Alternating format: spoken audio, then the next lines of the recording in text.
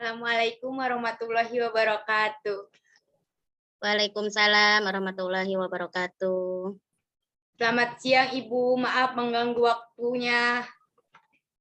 Saya mahasiswa IPIP Siliwangi ingin mewawancarai Ibu. Apakah Ibu berkenan untuk saya wawancarai? Oh, tidak apa-apa. Kebetulan kan hari ini hari Minggu. Nah, jadi bisalah buat wawancara. Tentang apa sih? Tentang kurikulum pembelajaran, Ibu.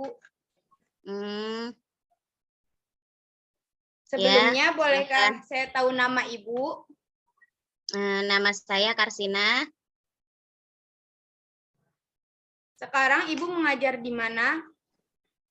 Nah, kebetulan saya itu ditugaskan oleh pemerintah Kabupaten Karawang di SD Negeri Sumberjaya 1. Nah, baru 1 tahun ditugaskan di SD Sumberjaya 1 ini. Nah, sebelumnya saya di SD Negeri Purwajaya 2. Nah, saya mengampu mata pelajaran pendidikan agama Islam.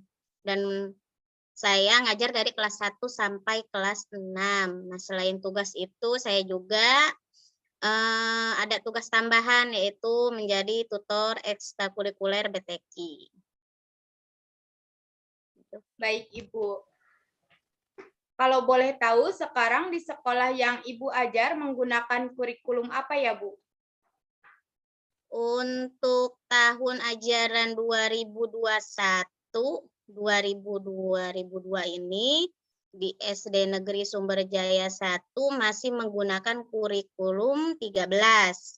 Nah, tetapi sekarang di daerah Karawang ini termasuk zona kuning ya.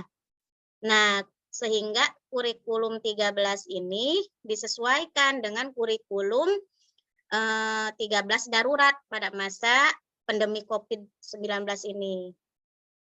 Seperti itu. Baik, Bu. Saya ingin menanyakan juga tentang perubahan kurikulum yang sampai saat ini terjadi di Indonesia. Bagaimana menurut Ibu? Kalau menurut saya ya, kenapa kurikulum di negara kita selalu berubah ya? Nah, yang pertama mungkin karena gonta-ganti presiden ya, kemudian ganti menteri, nah kemudian ganti lagi mungkin kebijakannya juga. Nah, kemudian yang kedua, menurut saya itu kurikulum itu memiliki arti yang sangat penting dan strategis dalam penyelenggaraan pendidikan. Nah, sebagai arahan dan pedoman dalam pelaksanaan pendidikan setelah kemerdekaan, nah tercatat bahwa kurikulum Indonesia itu sudah mengalami beberapa pergantian, ya mungkin ada kurang lebih 10 kali pergantian kurikulum di Indonesia ini. Nah itu. Baik, saya juga ingin tahu pendapat Ibu tentang implementasi pembelajaran Merdeka Belajar. Bagaimana menurut Ibu? Kalau implementasi pembelajaran kurikulum Merdeka ya. Nah, untuk itu kalau di sini tuh di sekolah dasar, nah Kemendikbud itu menyampaikan rencana kurikulum Merdeka itu beliau mulai dari tahun 2022-2023 yang akan dilaksanakan mungkin tahun ajaran berikutnya ya. Nah, ini berkaitan dengan kurikulum 2022 ini yang dikenal dengan istilah kurikulum merdeka. Nah, tujuan dari kurikulum merdeka ini yaitu dalam rangka memulihkan pembelajaran di tahun 2022 sampai 2024. Nah, kurikulum ini sekarang lagi diuji coba.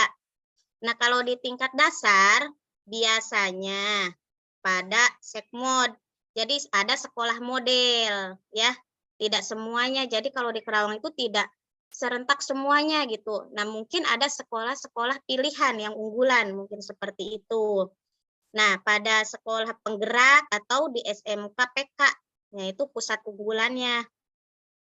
Nah, kurikulum Merdeka ini akan diimplementasikan oleh pemerintah secara serentak pada seluruh satuan pendidikan tahun ajaran 2022-2023 itu. Nah, kurikulum ini untuk mempersiapkan generasi milenial atau generasi Z ya.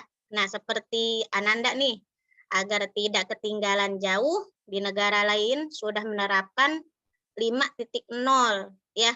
Di negara kita baru mengarah pada 4.0 gitu. Kemungkinan itu yang bisa saya share pada Ananda gitu.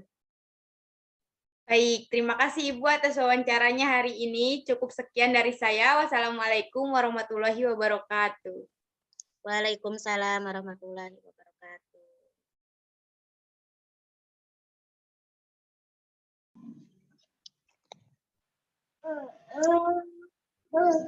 Bismillahirrahmanirrahim. Assalamualaikum warahmatullahi wabarakatuh. Selamat pagi, Ibu.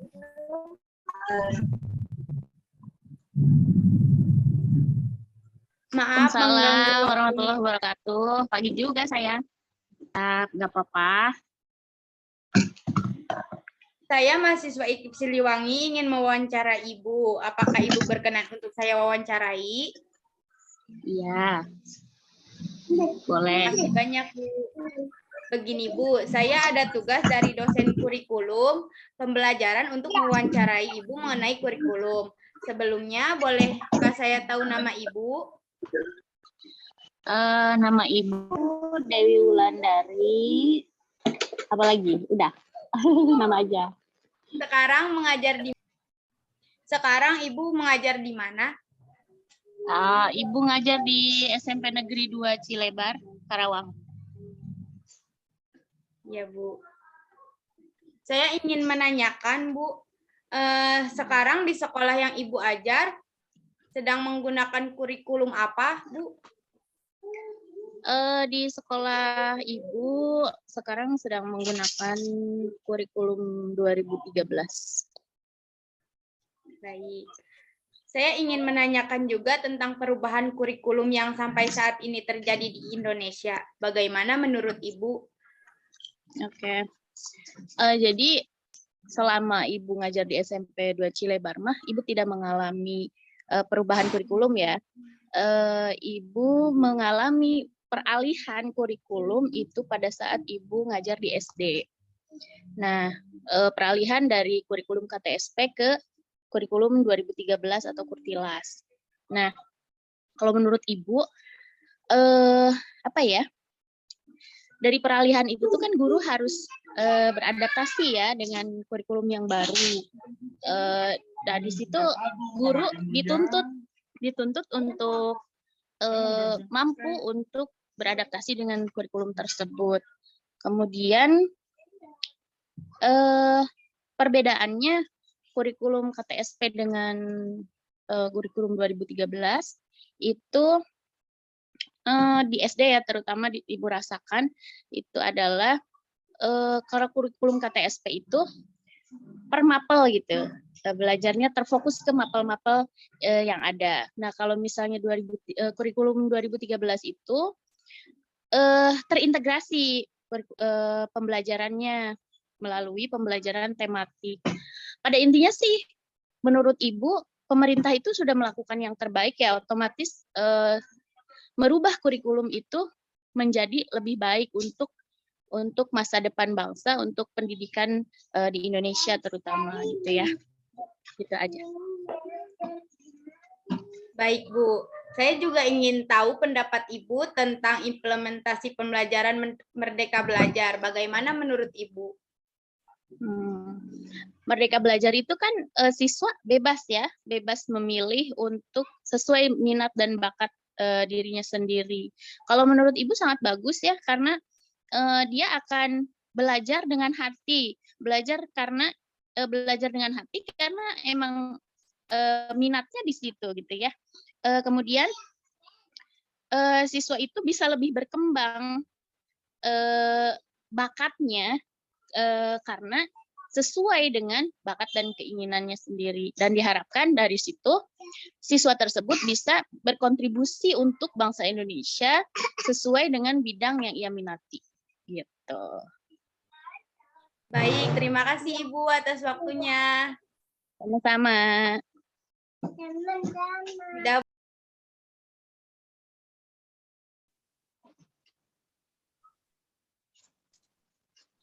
Baik.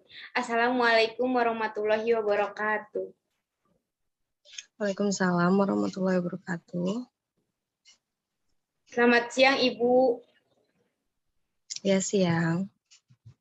Maaf mengganggu aktivitasnya hari ini. Saya mahasiswa IKIP Siliwangi ingin mewawancarai Ibu. Apakah Ibu berkenan untuk saya wawancarai? Iya. Makasih banyak Ibu. Begini Bu, saya ada tugas dari dosen kurikulum pembelajaran untuk mewawancarai Ibu mengenai kurikulum. Sebelumnya, boleh saya tahu nama Ibu?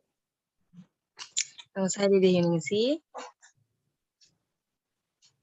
Dan sekarang Ibu mengajar di mana, Bu? Di SMA Negeri 1 Tempuran. Baik, kalau boleh tahu, sekarang di sekolah yang Ibu ajar menggunakan kurikulum apa ya, Bu? Kurikulum 2013. Masih kurikulum 2013. Baik, Ibu.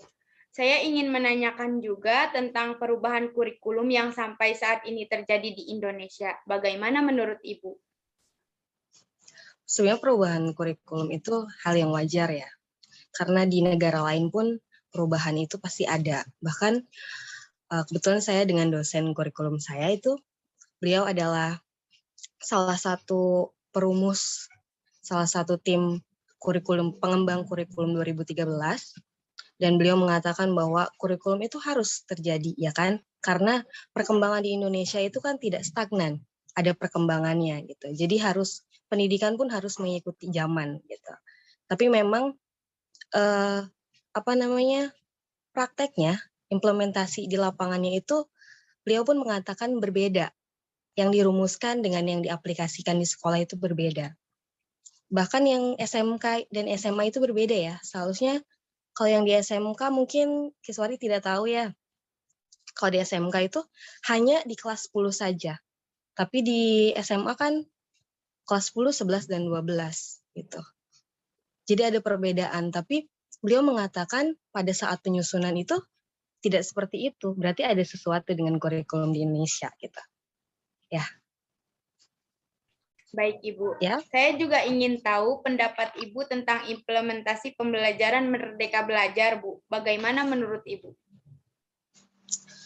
Merdeka Belajar, implementasinya, sebenarnya wacananya itu sangat menarik, sangat baik ya. Bahkan untuk di universitas itu, mahasiswa diperbolehkan untuk mengambil mata kuliah di universitas lain. Mungkin di IKIP seperti itu atau tidak? Saya tidak tahu ya. Iya, Bu, seperti itu. Iya, seperti itu. Namun, Merdeka Belajar ini harus, bagaimana ya? Pemerintah juga harus melihat gitu, daerahnya siap atau tidak. Karena Merdeka Belajar itu harus siswa atau peserta didik itu harus memiliki kesadaran belajar juga gitu. Ketika dimerdekakan untuk belajar, itu tentu harus ada semangat juga dari peserta didik. Namun kan kalau misalkan di daerah-daerah seperti di Karawang, seperti di Tempuran khususnya, mungkin Keswari sudah tahu sendiri bagaimana semangat belajarnya. Berbeda dengan siswa-siswa di kota. Gitu. Mereka begitu semangat. Seperti misalkan Zoom. Sekarang kan jarak jauh ya. Mereka semangat mengikuti Zoom jarak jauh, pembelajaran jarak jauh. Tapi kalau misalkan di Tempuran sendiri, itu kan banyak kendalanya seperti kuota, kemudian sinyal, dan berbagai macam alasan gitu. Berbagai macam alasan dan sebab ya. Jadi untuk Merdeka Belajar sendiri sebenarnya bagus karena memang Bapak Nadiem Makarim itu kan background-nya dari luar ya, dari luar negeri, lulusan luar negeri. Jadi beliau mengadaptasi kurikulum-kurikulum atau pendidikan di luar dan diaplikasikan di Indonesia. Tapi memang saya melihat Indonesia sendiri belum terlalu siap dengan itu. Tapi kalau misalkan Merdeka Belajarnya dapat dimaksimalkan, itu akan sangat baik. Seperti di Finlandia contohnya, di sana peserta didik begitu bahagia dengan kurikulumnya, dengan pembelajarannya. Mungkin itu. Baik, terima kasih Ibu. Segitu aja yang saya wawancarai. Ya. Terima kasih Ibu. Iya, semoga bermanfaat ya. Sukses siswari.